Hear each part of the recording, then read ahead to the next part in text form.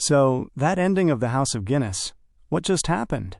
Arthur's confession, the fire, and that chilling final shot of him standing in the ruins of his empire.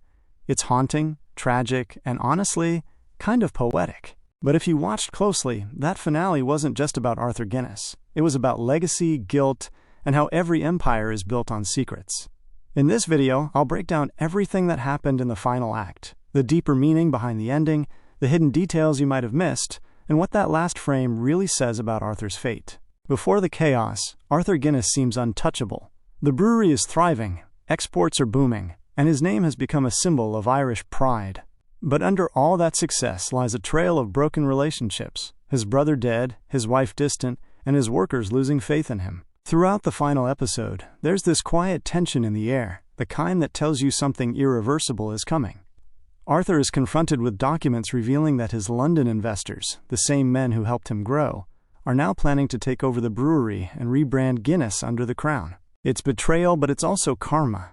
Because earlier in the show, Arthur did the exact same thing to a smaller Irish brewer, buying him out and erasing his name. The show mirrors that moment perfectly, showing how power always comes full circle. What I love about this finale is how quiet it is before it explodes.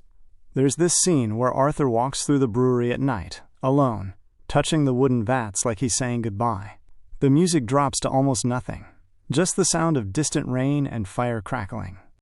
It's symbolic. Those vats were his children, his legacy. He sits down in his old office, the same place we saw in episode 1, and opens a letter from his wife, Catherine.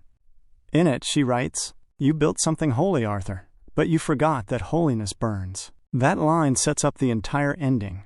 She's not just talking about religion or guilt. She's talking about purity, the one thing Arthur's beer was supposed to stand for. Then comes the confrontation at St. James's Gate. Arthur meets the investors, led by Sir Bentley, who present him with the new ownership contract.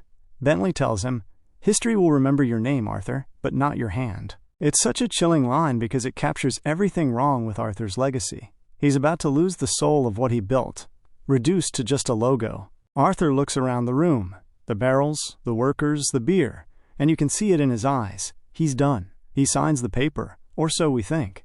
But instead of his name, he writes just one word, never. Then he pours the ink over the document and drops his cigar.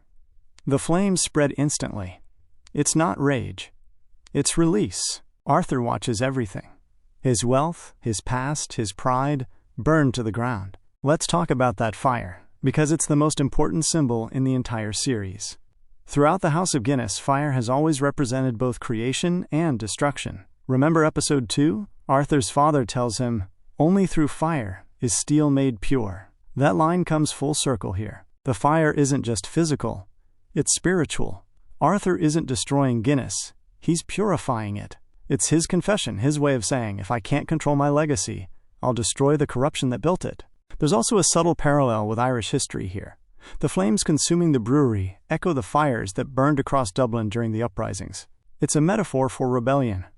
Arthur rebelling against the system he became part of. And if you pause during the wide shot of the burning factory, you'll see something clever. The silhouette of Arthur in front of the flames looks like the Guinness Harp logo. That's not an accident. It's the show visually telling us that Arthur becomes the brand through his sacrifice. Many people miss this, but Catherine actually returns. Not physically, but symbolically. In the smoke, we see flashes of her, standing in their old kitchen, laughing, then fading away. It's not a hallucination.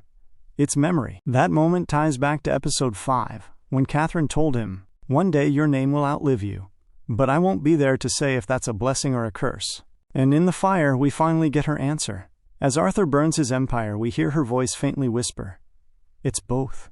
That one word, both, encapsulates the entire theme of the show, that greatness and guilt often come from the same place. The final shot, Arthur standing in the ashes as sunlight breaks through the smoke, is layered with meaning. The camera pans up to show the brewery gates, half burnt, revealing only the letters US.